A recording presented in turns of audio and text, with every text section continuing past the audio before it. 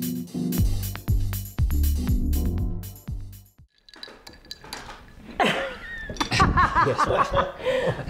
my, if that's any indication, I gotta tell you, you are in for a real treat in this segment of Frame.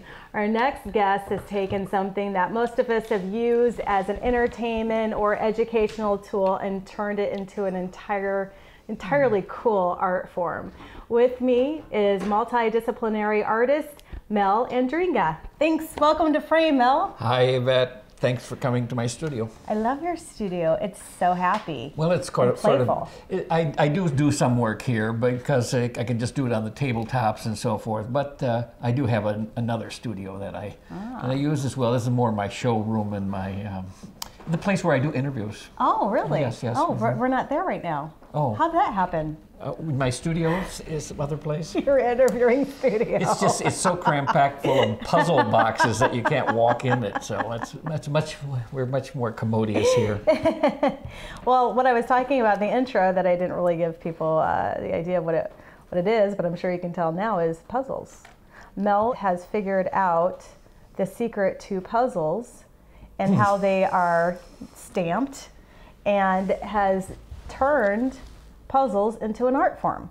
So I'm going to stop talking, and I would love for you to tell us how this came about, when you figured it out. And well, you know, it's not like it was. It's not like it took a genius to figure it out. It was an accident. Well, just like I just put this little this cup together, and I'm putting these little kind of gluing these broken cups together. Jigsaw is a mosaic form. And the first jigsaw puzzle probably was when the first time somebody dropped something and it broke into pieces, and then they assembled it. The idea of that I came across was that manufacturers use the same stamp to cut lots of different pictures. I discovered this when I was 10 years old. And so anybody, if I could do it when I was 10, anybody can do it. I know, but I haven't met anybody else who has, so that's why I think it's pretty spectacular. Anyway, I had a set of World War II airplane puzzles for my cousin Bruce, and they were, sort of fighter airplanes that were going in this direction and this direction. They had rat-tats and smoke sort of things, and they had the same stamp and blue backgrounds for the sky, see?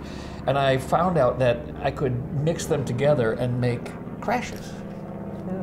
Mid-air collisions with the thing. That's a very strong mnemonic, something you remember a long time. That is true. So later on, when I was in college, I thought about that. I remembered that idea, and I looked and I found some puzzles to see whether they still did that, or whether they did it for adult puzzles. And it turns out the puzzles are the stamps are very expensive to make. And and complicated to make, and as a result, they use them for lots of different pictures. I had a little grant to do a performance, a little theater project, and I had some money left over. I decided to really invest in my future, and so I went to Goodwills and Salvation Armies and secondhand stores, and I bought, at that time you could buy them for $0.25, jigsaw puzzles, and I just bought hundreds of them, hundreds. I have thousands now, but I bought hundreds then. And then I just figured out which ones would match up with each other ones. I do it in a kind of simple way. When I find a puzzle, I search until I find the corner pieces, see? Okay. And all I do is I try to find 3 of the corner pieces. And then if I find the 3 corner pieces, I put them in an envelope, and then I close the box up. And then the next time I find a box from the same company that has the same size, I think maybe they'll mix, maybe they will. So then I search through the second one, and I try to find 2 of the corners in the second one. And if one of the 2 from the second one matches one of the 3 from the first one, then the 2 puzzles match.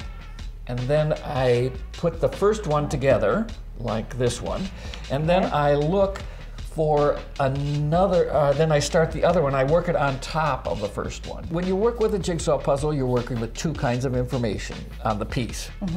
You're working with the shape of the piece, yes, and the shape of the information on the piece. Yes. So that's why when you do a puzzle that's almost all sky, it's hard because you only really have one kind of information. You have the information, the shape of the piece, but the shape of the information on the piece is all blue. That makes it twice as hard. On the other hand, if all the puzzle pieces were exactly the same shape but have a different part of the picture on it, that would be twice as hard.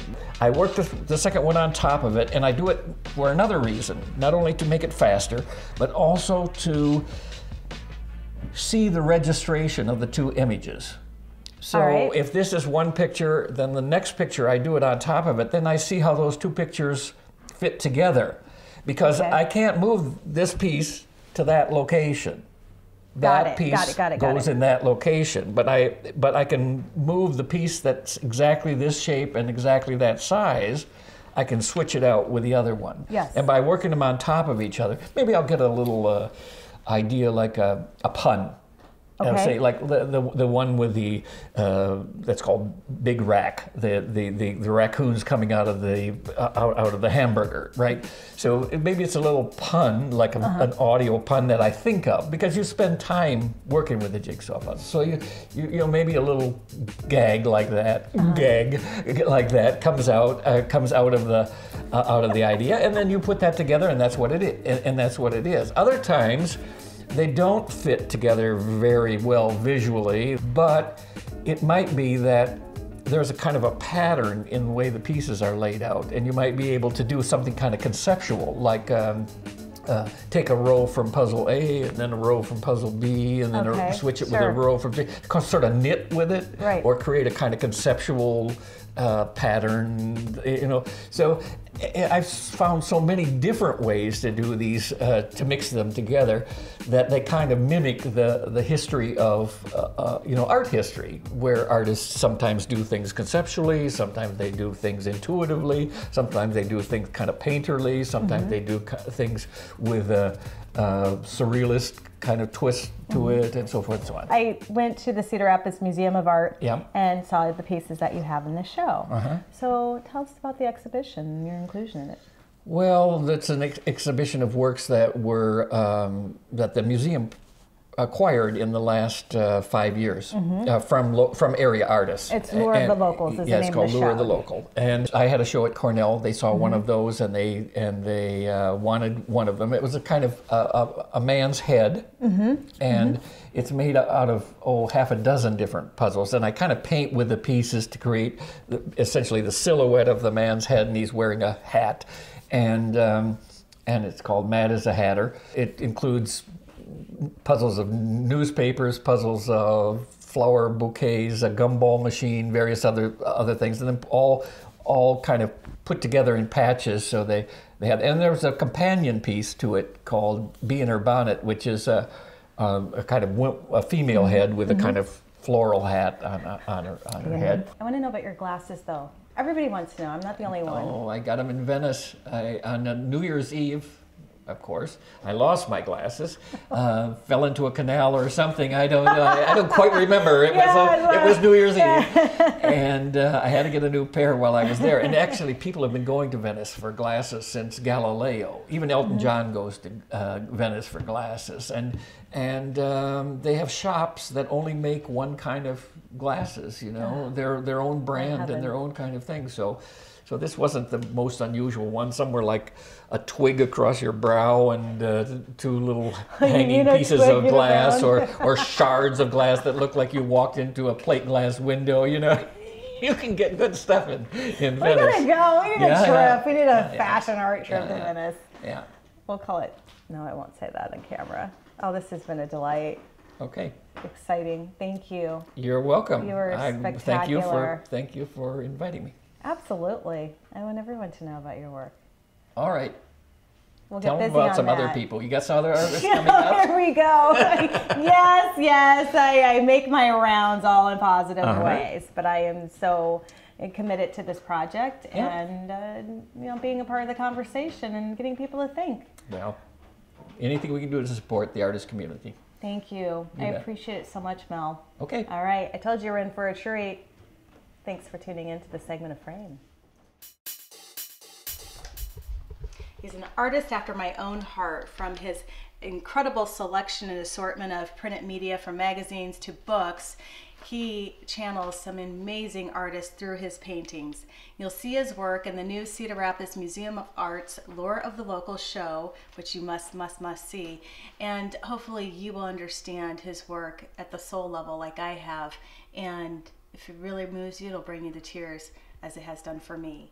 In this segment of Frame, we were meeting local painter Bill Staymates. Thank you for having us in your studio, Bill. Thank you. Thanks for being on Frame and sharing your work. You bet. Isn't that pretty? That's gorgeous. Really wild. It's so decadent. Yeah, that's really decadent. That's what I love. It's so Look at that acid yellow kind of funky color. That's really cool. Yeah. So and then there's this one. And then I have a ton more. I'll just pull some out that are just really kind of interesting. These are so beautiful. Leopard skin paper. And I'm a paper maker. I mean, I did a lot of paper making in grad school. So I work with Tim Barrett, the Center for the Book, University of Iowa Center for the Book. Oh. So yeah, there's some more. Aren't those cool? These are really, really cool. So they end up in my. The paper's a huge part of what I do, and also influences the work quite a bit. Okay, for that one. Isn't that cool? That is really cool. Yeah. So then I like it sometimes if it's really a little bit translucent. Because then the pink comes through. So on this piece over here, it has all that coming through. You can see how that tiger stripe. I mean, who would use tiger stripe with the hummingbirds? But it works. And this piece is all about the verticality. So it's all about up and down. And so I did it this way. And then a stencil on top. So I have a bunch of stencils. So there's also a lot of stenciling going on. So this is all stenciled gold, and those little dots are stenciled. And then I trick the eye by then also it's putting these little round mirrors on. So that's a stencil in the background. And this is right in here, more of the handmade paper coming through, right? So, yes. But it just becomes part of the piece. It's not overt, like, I'm doing collage. It's just all part of the painting. Right. So I view paper as a layer of paint.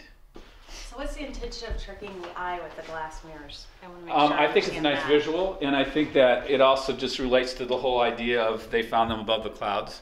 This is a trippy piece in the first place, they're all kind of up there. I'm essentially bedazzling. So they're bedazzled. Yeah, they're bedazzled. So but that's but it makes it just a little more intrigue. It's a little more, and it's fun because when you walk by, especially with the high gloss, like the super uber gloss, then that surface is really shiny, and then when those jewels work with that, it all kind of comes together and works really well. It's glossy flossy.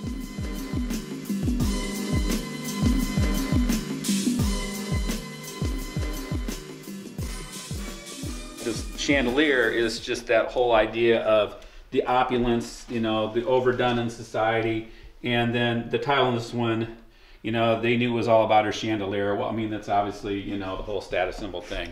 And then I really just went after that from just making it obscure and wanted to kind of mess with the paint and make it not just, really literal, but just sort of playing with the paint. So there's stenciling, there's still stenciling in there. You can see the stenciling there. And there is some handmade paper in there, although it's not real evident. You can really see the texture of the layers. Right, and exactly. The base. Yeah. So you get really close to it. Yeah, but I want it dripping and just, overdone and all that stuff on there. Let them eat cake. Right. Exactly. Yeah. Let them eat cake. I really need one more chandelier for my house. Right. One more. Black ground, and then started building the surfaces up with color, and I finally got to the white. And so I was doing these flowers sort of in the background. I didn't want them to be really overt. Again, they're there and they're sort of cloud-like and they're back there, but they're not way forward. And then put the main characters in the painting on the surface. And the other thing I am is layering up these stencils too. And the last thing I'm doing is bringing in the titles, and the titles for me are very important. I view those titles and the artists that inspire me, I look a lot at Barbara Kruger and Jenny Holzer because they're really good word artists. It does lead you down a path, but not really. It's profound, but where are you going to go with it? I view the way artists make paintings sort of like I'm starting the dialogue. So the titles help start the dialogue, but I'm not ending the dialogue. The dialogue is really you as a viewer are now completing the dialogue or adding to the whole dialogue that the painting has started, Yes, right? yes. So in a lot of ways, it's like social media, isn't it? Yes. So, right, you start a tweet and someone then builds off of that, or you put something on Facebook and other people like it or not, or comment on it. Now, there's the aspect of that, which is interesting, is that you're also a little bit vulnerable because you may not always get a positive response. You may get, but everyone now who's doing social media stuff kind of knows how an artist feels when you put it out there and have people comment. It's a pretty good analogy, actually. It is a really great analogy. Yeah. So then my question comes, does it make you stronger? Do you still feel a little vulnerable? Yeah, but you know, you better have a pretty good intestinal fortitude if you're going to do this and not be too sensitive about it.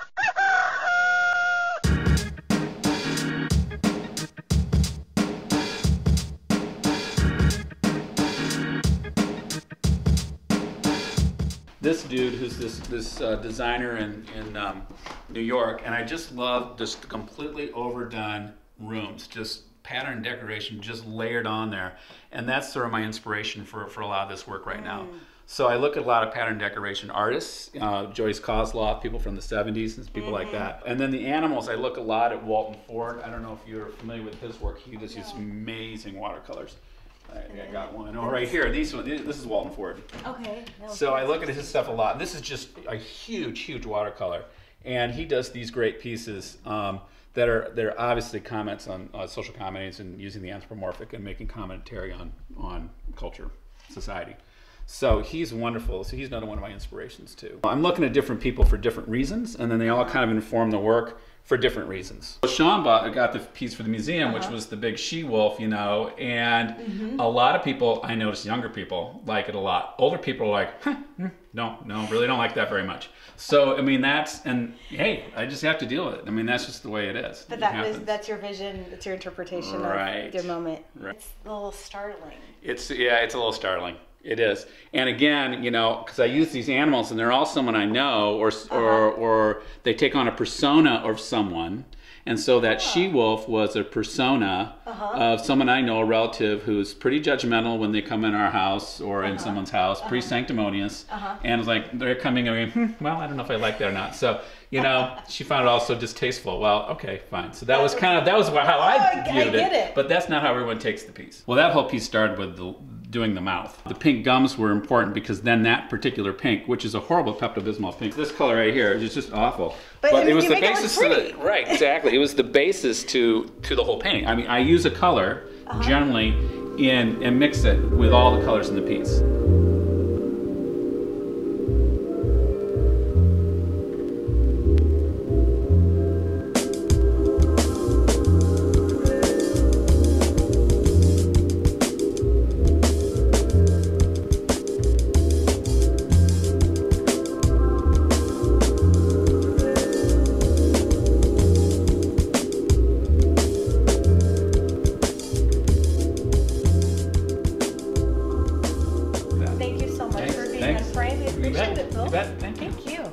Thank you for tuning in.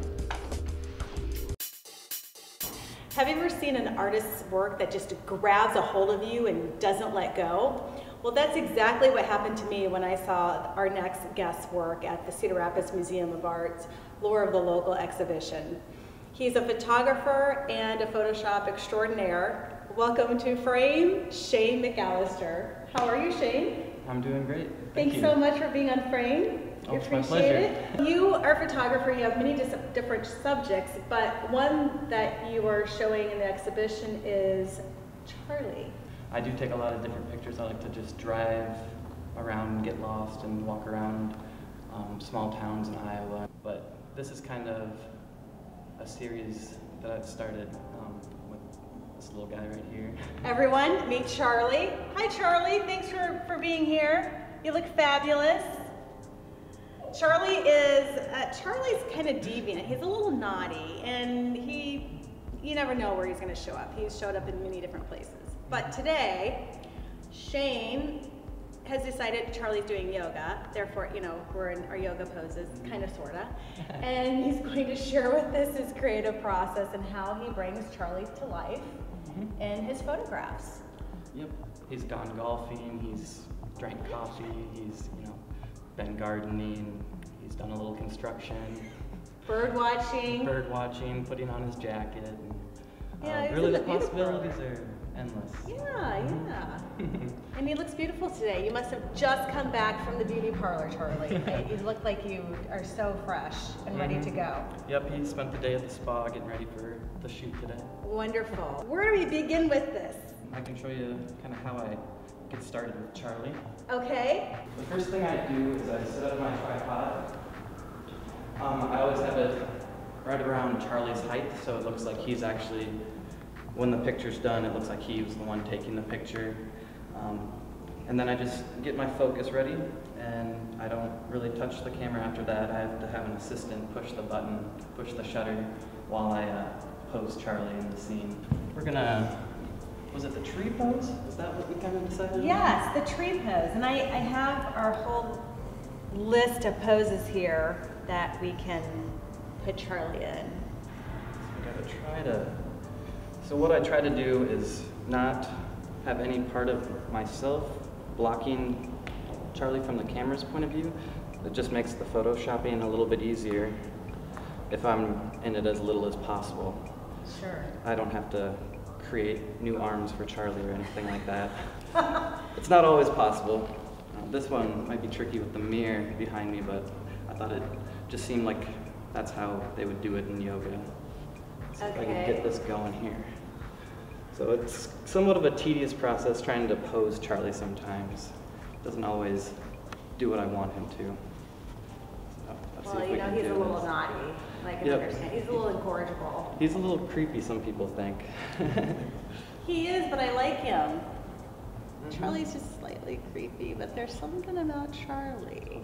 I could get my assistant to snap a couple pictures real quick. Okay. So what I do is I pose him, and then I kind of move him just a little bit, so I get a couple different options. How long have you been working with Charlie? This is something I started when I was in college. I was a junior, so it would have been 2008. Your arms are doing funny things, Charlie. His technique is nearly perfect according to our little reference guide here. I'm amazed at how much of you is in the photo posing him, and then the end result is you can't tell that anyone is behind Charlie's poses. Your photoshopping work is beyond exceptional. It really, really is. Well, I think one of the tricks to Photoshop is you got to make it look like it's never been in a computer, and it takes more patience than posing Charlie really to get the Photoshop to look just right.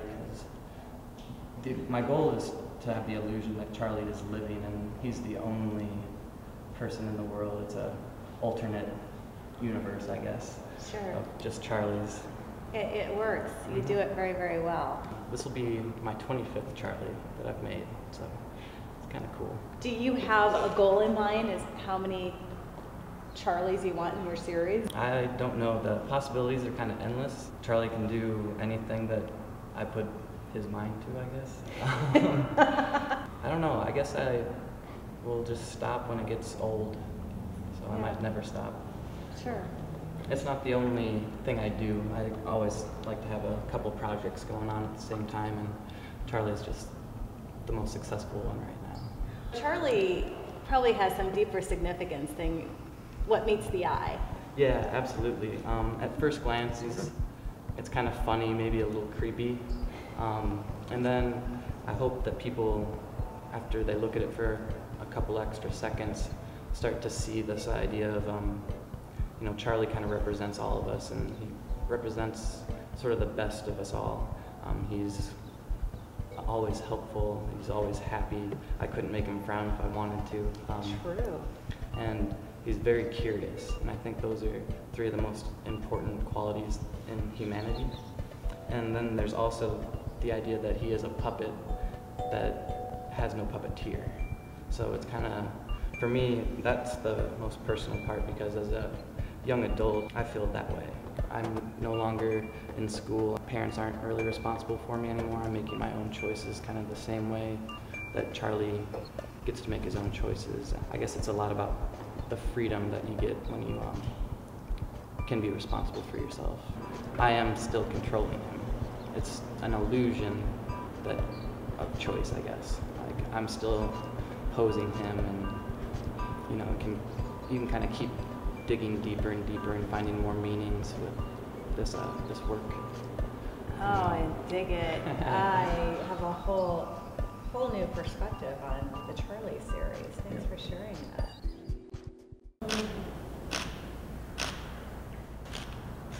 It's always a little tricky. I have to keep in mind where the last dummy was, Right. so that it looks natural that he's actually being pushed. And sometimes that gets real tricky, like if a Charlie's handing another Charlie like a cookie or something, I have to make it look like it's actually happening.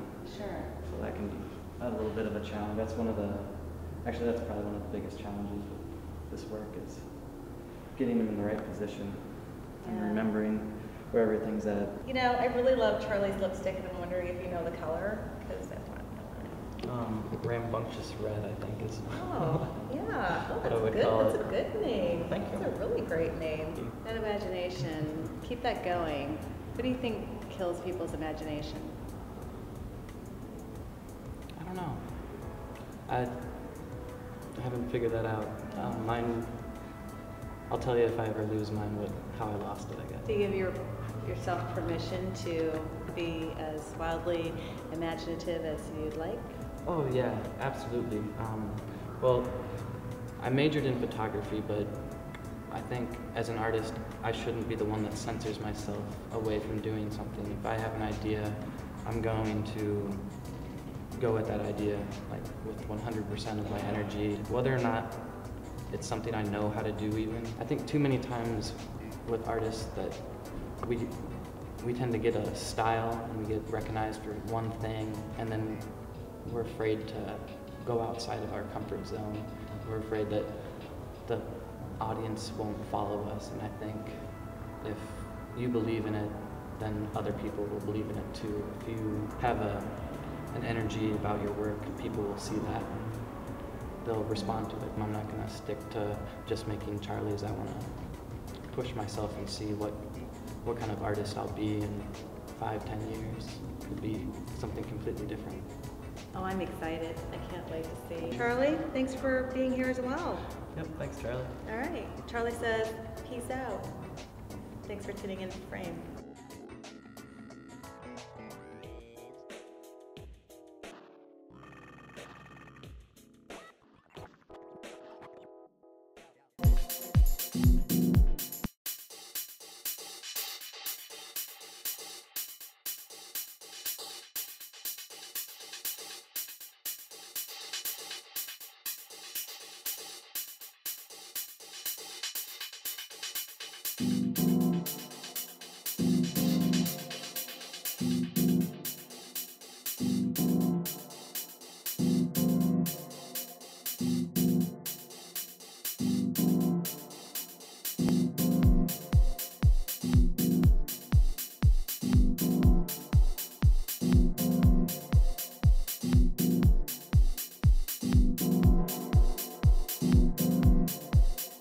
Frame is sponsored by Allegra, Click Marketing Solutions, Style Folio Jewelry,